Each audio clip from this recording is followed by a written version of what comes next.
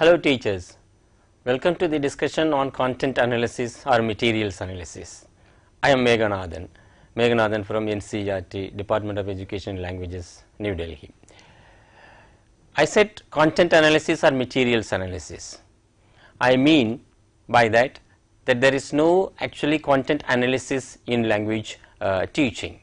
For that matter, we say that there is no content for language teaching. Contents come through the narratives, the texts which we use in the classroom, in the textbooks or in any other form. There are many ways and means materials can be developed or materials available in the open space, in the name of newspapers, anything can be used in the classroom. So, for that matter, there is no content like science or mathematics in language teaching. So, we call it materials. So, let me take you through some slides in order to explain what matters in language learning as content. So, I said materials. What can be materials? The textbook we have with us. So, that is a kind of content. What does a textbook contain? A textbook contains some prose, poetry, plays, drama, anything, then some tasks followed by each text and all. So, now let me look at the slide and tell you how the content is emerging in language teaching. Say, okay, let us say content for language teaching learning generally comes from kind of text and narratives, both print, non-print. It can be a print textbook or a video, audio, anything, or a real conversation between two people. Anything can be a content for language teaching. Textbooks, otherwise also known as course books, are essential materials, and many other things can be added, used as materials. For example, we have a textbook, and we also have a supplementary reader. Maybe a teacher may bring a newspaper clipping to the classroom. So, the content is lucid, fluid in language classroom. So, how as a teacher I will analyze the content, what should be taught in the classroom, how it should be. I said the authentic narratives which we have in the classroom, as you take a look at the slide, second slide, it can be the material. What can be materials? It can be prose, poetry, play, dialogue, as I said, many things, social media, oral language of the teacher, learner's language can also be materials. When we analyze the content of the materials, what should we take into consideration? Before we move on to that question, what we should take into consideration, what are materials for?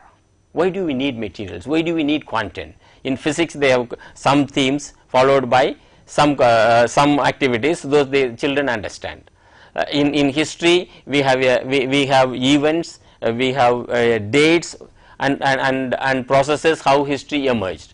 But in language, we have input called a text. So, text is the major content. Not only the text is followed by the task and activities. What are the activities? It may be a comprehension question or extrapolative question or a grammar activity, vocabulary activity, listening and speaking, reading, many kind of activities. So, as a teacher, I am going to analyze the content for teaching my children. Now, look at the slide again. You understand, do learners need a textbook? Is the textbook for the learner or the teachers, or both? We all understand that countries like India, many countries all over the world, there is no language classroom without a textbook. Who writes the textbook is altogether another question, but textbook is there and it is going to be there for. And the question is, we also understand, we also believe that all the textbooks are primarily for the learner. So, they address learners' needs, and teacher used to facilitate learning through the textbook, the content. Okay. Now let me go on to explain how we can analyze the content. Look at the next slide. You will be able to understand whether how a material analysis can happen. And materials, I mean the content analysis. Whether the materials, the first and foremost question I would like to ask a teacher or anyone will ask is whether the materials are from authentic source, that you will see whether the materials are from varied forms or genres. For example, we have prose, poetry, play, conversation, visual, audio, many more things. So, a child in class 6 or class 10 or whatever the class should be able to experience, undergo, use language of various genres, types and forms. So, it is not that I only learn prose, I will not understand poetry, enjoy poetry, how a dialogue in a conversation in drama takes place. So, many more things. So, in order to understand that variety of language forms should be given to children, we should know to analyze the textbook from the point of view of various genres. Now, look at the materials, whether the materials are authentic or contrived. So, here this is in a way $1,000,000 question in language teaching. What is an authentic text? Authentic text, we generally say, is one which the author wrote, the writer wrote, and when he wrote, he never thought that this will be part of the textbook. Why so? We have to use authentic text. Is an authentic text is actually natural language. Whatever I speak is in a way authentic text. So, natural language promoting language use in real life situations. For that matter, any conversation which takes place in the society, a film conversation or a novel written by somebody or a newspaper thing can be authentic material. So, material should be based on, there are two things. One is we want children to learn language, another is we want children to use language for real life purposes. There are two things, one is skill development, another is acquiring the language in the long run. So, we also have to see whether as you can see in the slide, whether materials should be for learning or acquisition based materials, meaning whether materials focuses on explicit language learning or implicit language learning. Let me take a minute to explain. Explicit language learning is, you know, that in those you could have seen materials 10 years ago that grammar teaching was explicit, vocabulary teaching was explicit. Now we having understood and we have adopted constructivism as a strategy. So what we do is we want children to learn language implicitly. First they learn to use the language, then understand the form, grammatical form. For example, present tense, I will be encountering, learners will be using many forms in authentic text, then later they will come to know. So when I analyze the content, I should be able to find out whether varied genres are there in my textbook, in the material, and I also should be able to understand and find whether the texts are authentic or contrived. Third one is I should be able to know what the content is trying to do with children for language learning. Is it explicit language teaching, grammar teaching, form focused teaching, or in a way through meaning focused teaching? That means I read a text, I understand it, then later I come to know many vocabulary, many things. That's what. Now look at the slide again. When we analyze the content, we also have to be very careful whether the materials are sensitive towards gender, religion, ethnicity, human rights, taboo themes. There are many themes which our society will not accept, violence, politics, whether history is used properly, and food materials. So this may be a slightly non-language aspect, but at the same time they are the ones which might create controversy when the textbooks are out, the materials are out, and it may offend somebody. It should not offend somebody. So now as you can see in the PowerPoint, material should not be offensive or biased against or in favor of any of the above aspects. It should not say gender insensitive.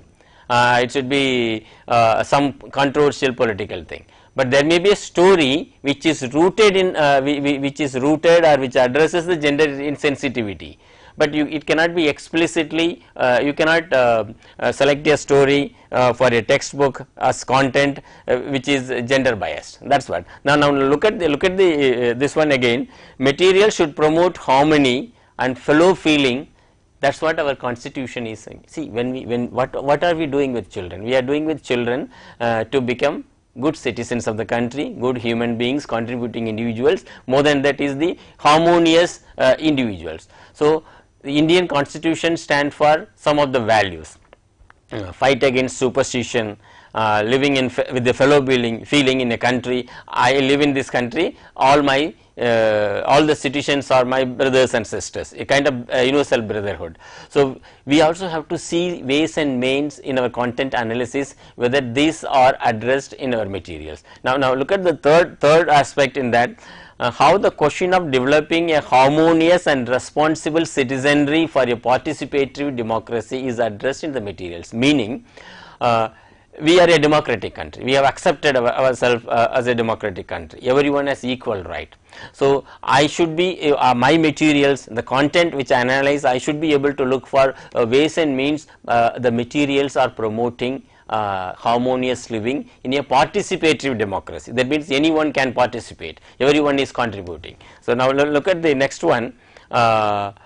You will be able to find there are some other aspects which you will keep in mind while analyzing the material. So, that is that you can see on the slide, whether the material should be driven by theory or practice.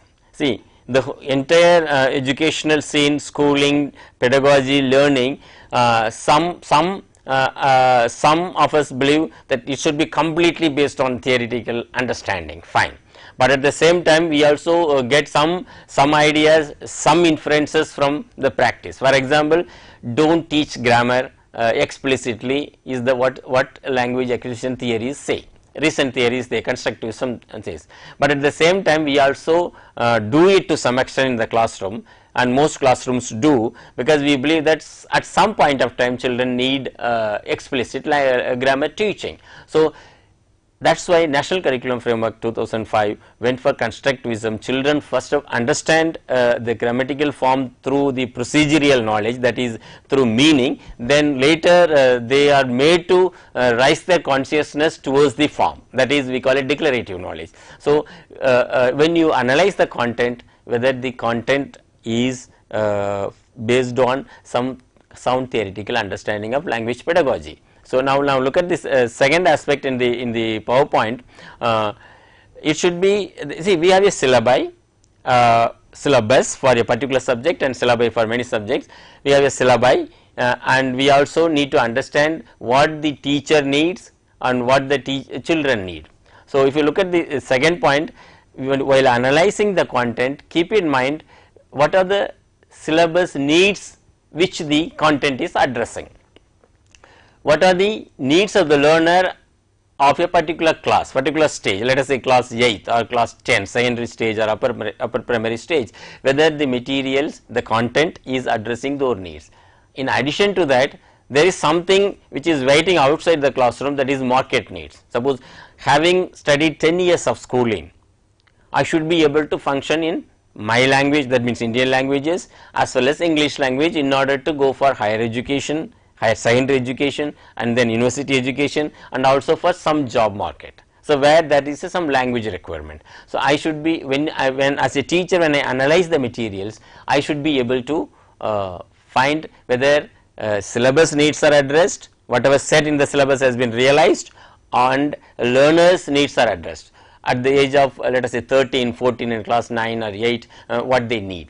And the third one is, there is something which society is expecting. The child should be able to write an examination, competitive examination. Then besides that, learners have some expectations based on their cognitive development, some more thing, and also social political understanding of the time. So, it should, while analyzing the content, you also should look forward to see whether learners' expectations are met. See, nowadays learners read many things, they come across many social media, many more video games, they have some expectations. This story does not interest me, many children say, and many children say that I want a story which is much more adventurous. So, we have to see that expectations, and also the materials also, textbooks actually textbook is an change mechanism.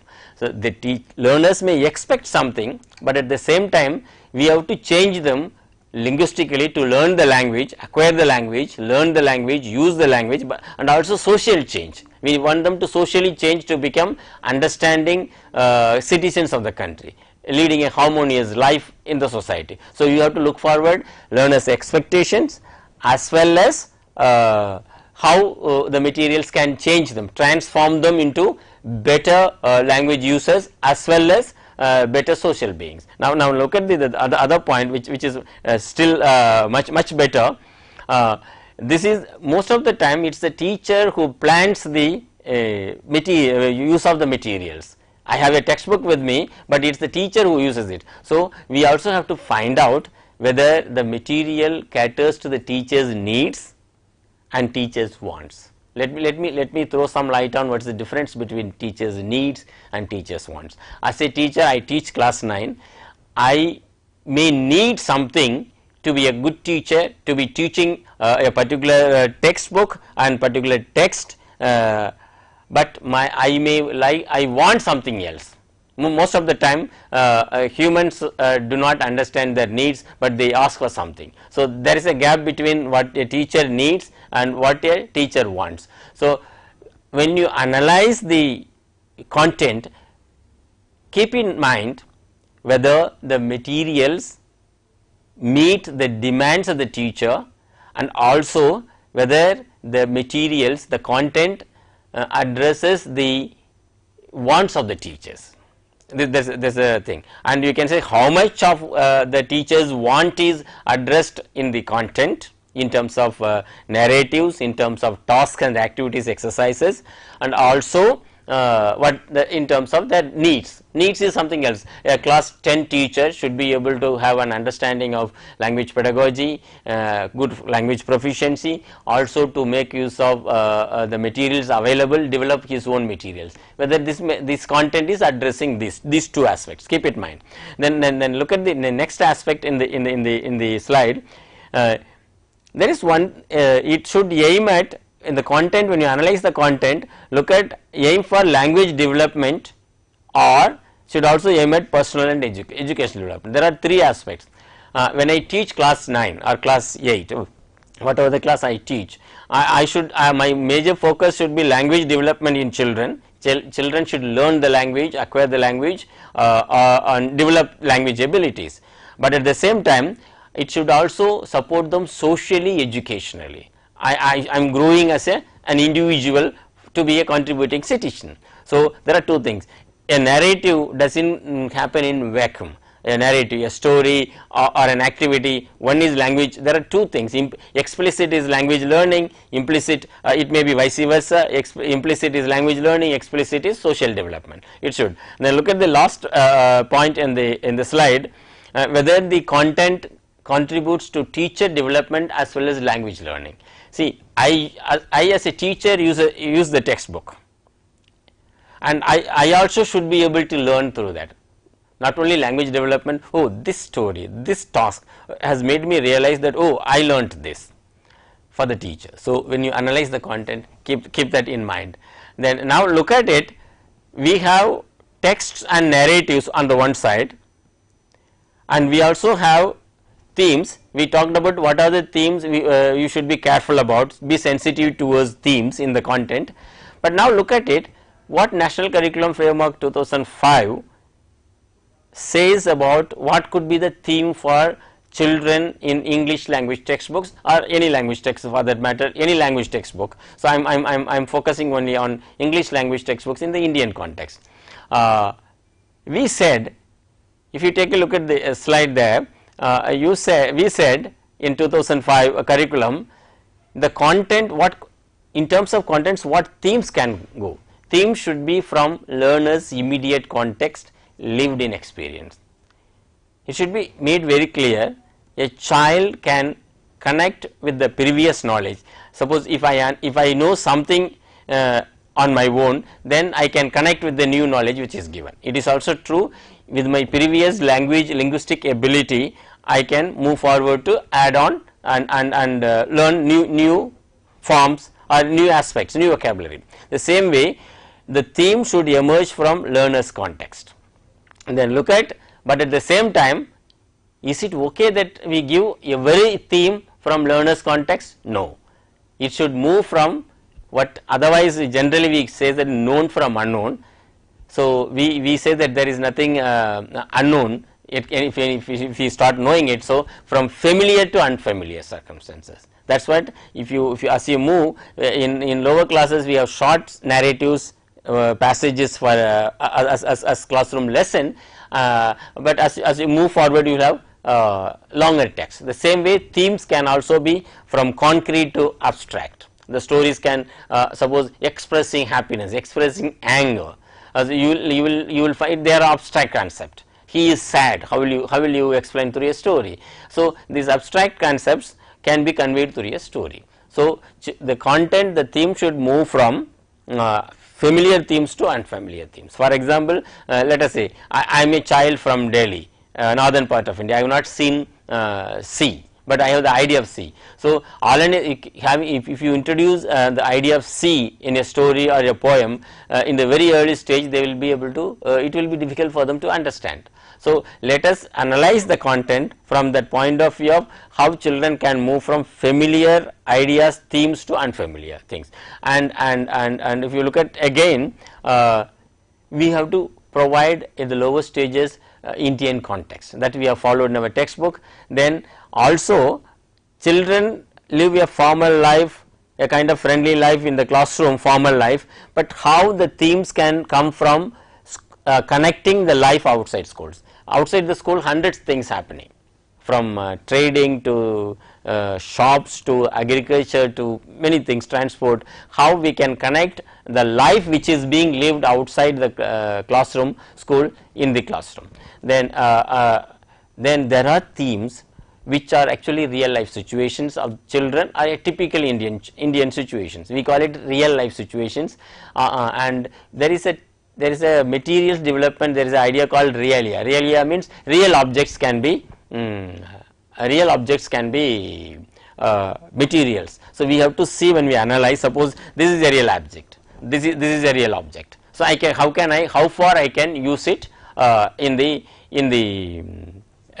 analysis, whether realia is used. Suppose there may be an activity in the content that ask your friends to show their pens, what kind of pens they are, write a description about it. So, when you analyze the content, look for such tasks. So, let me now throw illustrate some of the materials which I have brought to show you. Most of them are known to you, how what can be materials besides the textbooks and along with the textbooks. You can now see the materials available to me. See, this is a class 8th textbook. This is a material, this is the content. It has a content page, and these are all the themes appearing.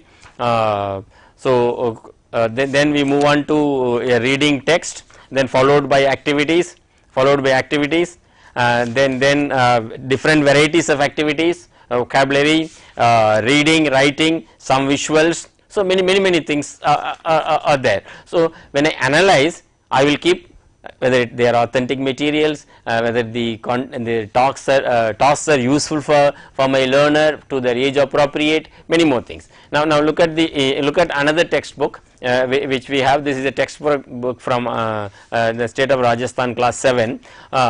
This has followed another strategy. So, we have a story, we have a text, a poem or a prose text. This we will analyze from thematic point. What is the theme of it, the content. Then we have reading comprehension questions, vocabulary, writing, project work, many such things.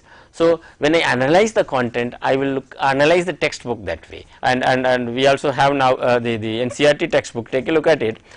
This is class 7th, and we have content arranged in such a way that there is a prose narrative or a fiction short story followed by a poem. Each lesson has. So, you may analyze the content thematically, whether how far it is useful for language acquisition, this kind of. Okay.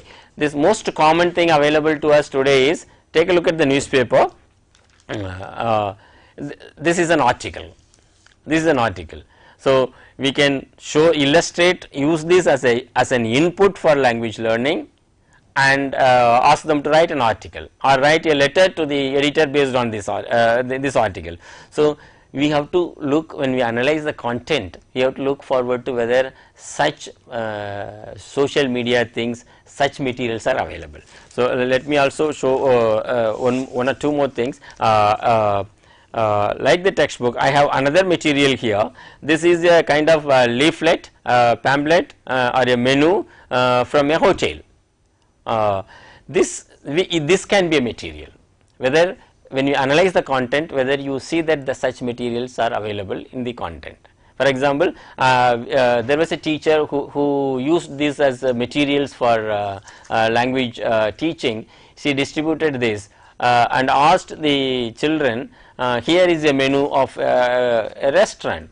4 of you, she put them in groups of 4 of you are going to the restaurant. Now, the menu is given to you and you have to order for each one of you, and there are some conditions she put forward to, that is 2 of you are vegetarians, 1 may not like mushroom. Now, you order and you have let us say 700 rupees with you, and you were supposed to get back 50 rupees. Out of 700 rupees you will be spending 50 rupees you need for going back home by an auto or by bus.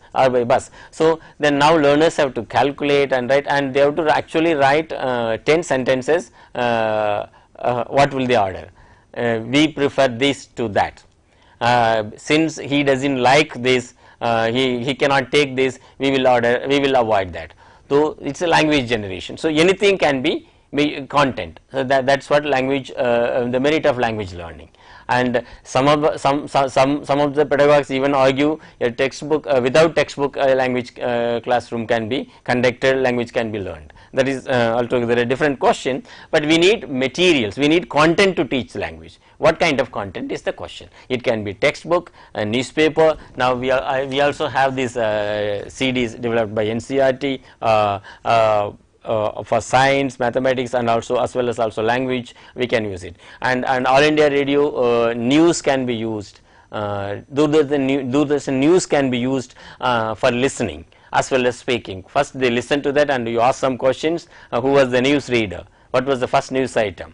Who won the medal? The sports item. Followed by, then okay, now you speak about this particular item for 2 minutes. So, anything. So, when we analyze the content, look forward to find whether such content exists in the content you are analyzing, that is the textbook. Now let us take a look at the next slide. What NCERT syllabus for classes 1 to 12 suggest as content themes, what can be themes for language teaching learning to develop materials. So, we can also see what kinds of themes are there in the content you are analyzing. Look at it. I am going to read out for you, though it is a long list, but it covers everything. It moves from primary classes to senior secondary. So, in the early stages we can have self, family, home, friends and pets, neighborhood and community at large, nation, because we have to understand the country, nation, diversity, socio-cultural, religious, ethnic as well as linguistic diversity, and Indian heritage. It includes myths, legends, folk tales. Then I understood India, Indian themes, then moving forward to world, the world, India's neighbors, other countries, their cultures, literature, custom. See, this is moving from familiar to unfamiliar, otherwise in the good old sense known to unknown. Then children like adventure and imagination, that can be a theme. Sports is a theme. India is doing well internationally in sports, and also everyone should play. So, sports can be a theme. Now, look at the list continues. The next slide shows the slides for higher classes. So, when children come to adolescence, teenage, so you have to look for your content analysis, as the textbooks may contain and will contain, should contain issues relating to adolescence, science and technology, peace and harmony, how the stories or the fiction or the text actually present peace and harmony, travel and tourism, mass media, art and culture, health and reproductive health. The question now comes to, we have almost 13 to 14 broader themes which could be found in the content. So, when I analyze the content in the textbook or any other material for language teaching learning, I should look forward whether the common themes exist. It should be environment, nature, childhood, adolescence, many things. Okay. To add a bit more further on that, as a country we have some common values enshrined in the constitution. One is respecting everybody's liberty, right, also performing our duty as a citizen. We have some duties, and also respecting culture or others' culture. If you look at the slide again, it is clear the 10 core components identified National Policy of Education 1986. We need to address. It includes environmental awareness, family planning, harmony, how to respect others' religious, ethnic and linguistic rights. So, those 10 core components. In addition to these 10 core components, you can see the slide again. These components cut across the subject areas. It is not necessarily for a particular subject. It can be reinforced through any other activity, formal, non-print, print. So, now let me take you through some of the aspects. When you analyze the content, what should a content do is another question. I have a textbook with me, I have a content with me, narratives, that is text or passages, followed by comprehension questions, vocabulary, listening, reading, speaking, writing, many things. So, but as a teacher, when before I analyze, I should know what material should do for learners. So, I am going to read out, it is a long list. Let me read out to you. Material should achieve impact, means when I read the text, the children must feel an impact. Material should help learners to feel at ease. See, for class 6 child, you should not give some 10 pages text, they will be scared of, and it should not have more and more words which they do not know. They should be able to connect with. Material should help learners to feel at ease. Material should help learners to develop confidence, both more or less same, but when I read, I am able to understand. What is being taught should be pursued by learners as relevant and useful. This is what is a problem with the most language teaching classrooms. Learners should know, the teacher, whatever the teacher uses as content should be useful for me. I am learning the language. So, there is a poem. The teacher should make it clear through his teaching and his planning. Poem is for enjoyment. The children, this idea is relevant for me. I may not know the meaning of every word. Look at this slide again. Material should require and facilitate learners' self-investment. So, I am reading a text, I am reading and doing an activity, but that activity, the content should expect the learner to put some self-investment. Self-investment means I should look into the dictionary for the meaning of the word. I should supply my ideas in order to understand the idea of the text. This is what learner self-investment. We said, what do you do? There is something happens in the brains of children when they read something, that is called mental processing. Schema is created. These are all we know, all of us know, we are all teachers and educationists, pedagogues. So, we understand. So, when I read a text, when I do a task as a child, as a learner, I must be able to invest. I said that this as a content, what learners invest is calculate, and he prefers this to that, and I do not like this, so I do not order this. So, this is the language I am investing based on the ideas given. This is the input investment, we will see it later. And learners must be ready to acquire the points being taught, meaning, for example, in this activity, we are expecting learners to form simple sentences. So, he prefers this, he does not like that, a kind of, let us say, simple present tense. So, this having done that, learners must know, I was able to make sentences this way to the current situations. Now, look at the slide again. Materials should expose learners to language in authentic use. We have talked about it. Language should be authentic, natural language. Learners' attention should be drawn to linguistic features of the input. I said all our stories, all our texts, or giving or from for meaning, but at the same time they should be able to focus on language input. Oh, what is the new vocabulary? What is the new grammatical item I have acquired through reading this? Now look at the slide again. Material should provide learners with opportunities to use the target language to achieve communication purpose. I should be able to communicate. Then material should take into account that positive effects of instructions are usually delayed. When you analyze a content, you will say, oh, it takes time for learners to learn. One of the first premises of language learning is language learning takes time, particularly a second language, foreign language. So let that time be allowed for the learners to do. Look at the slide again. Materials should take into account the learners' different learning style. Learners are different. Material should take into account learners differ in effective attitudes. The attitudes also changing are different.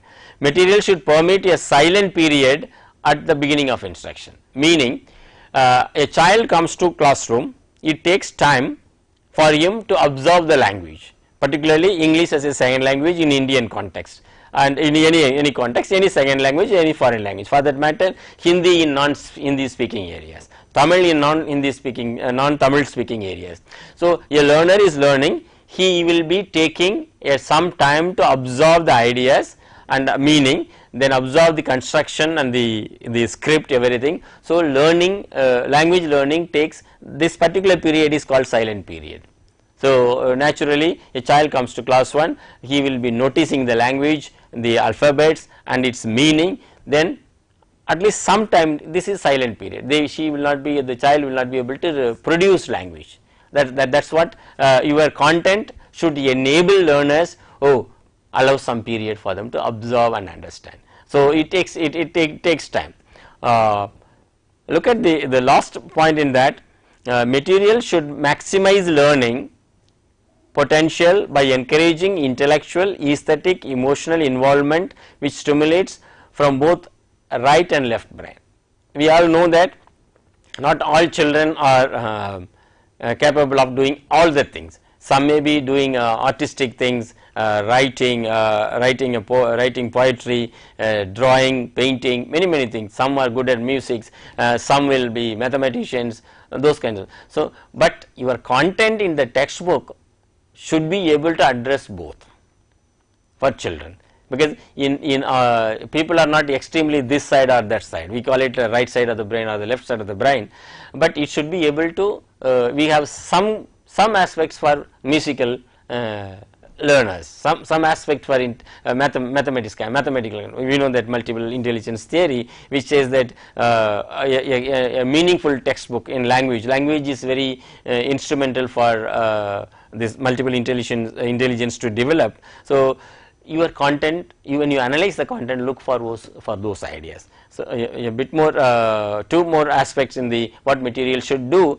Material should not rely too much on controlled practice. You know that in good old days, when structuralism was very popular, we gave children some structures and they were asked to practice. Substitution tables were very popular in those days, because we thought that by knowing some constructions, children should be able to learn the language. It's not true always. So controlled practice may not lead to good language learning. Then the next and probably the final point in this is material should provide opportunities for outcome feedback, meaning learners produce language based on some content, some materials, but they also should be able to understand, evaluate their own outcome. I mean, whether I have written this well, whether I have spoken and produced this well, no, whether my grammatical find was fine or not. So your content analysis should look forward, whether there is a mechanism for learners themselves giving feedback on their language learning. That's what we try to do it in continuous comprehensive assessment and evaluation. Let us see it. So this is how a content analysis can revolve around when we look forward to, if I try to recall with a kind of figurative presentation. Look at the slide again. We have that input here, input not in the typical sense we do physical input, the input may be a text or an activity or an audio, and then that leads to interaction, then that leads to language production, language generation in the learner. So, if your content analysis look, oh, what is the input the learners are getting? Learners are getting reading text, whether that reading text leads to a kind of interaction I mean interaction with the text, peer interaction in the form of group work or pair work, and what the learner is expected to produce as a result of that input and the interaction which has taken place in the classroom. Let me repeat it. There is a text, there is an activity, let us say a role play being organized, given in the text as content. The teacher has organized it. So, there is an input. What is that input? A text or the role play or this kind of thing is the input. Then this has led to some interaction with the text or while doing the activity. Then this interaction has led to, oh, I was able to use language in this. So, that is the output. So, look at the slide again, how this can be meaningfully converted into task. Before, any textbook has, like this textbook, NCERT textbook, any textbook has a pre task activity. You can see that before you read, this is a reading lesson. Before you read, there is an activity before you read, then the text. So, that we call it pre task. Then when the children read, that is while reading activity. Now, having read it, they produce some answers to the questions. It may be while reading question, or it may be post reading question. But as a teacher, what I will do is, as a content person analyzing the content, what I do is I will look forward to whether there is the activity is arranged in such a way, moving from an input given to the learner. Input may be reading text or an activity, and whether that is designed well, the rubrics are fine, whether children can understand.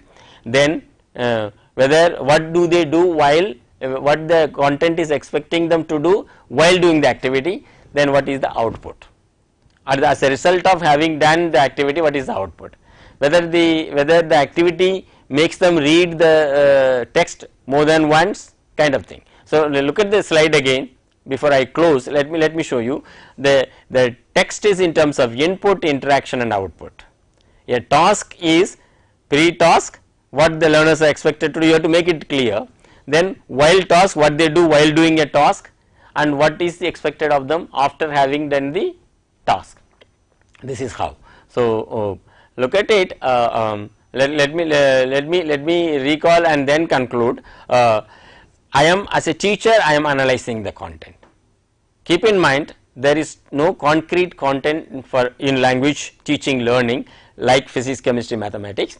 Then we have a content in terms of authentic texts and tasks, and the task should the text should be based on many themes which we have discussed. You can revisit them.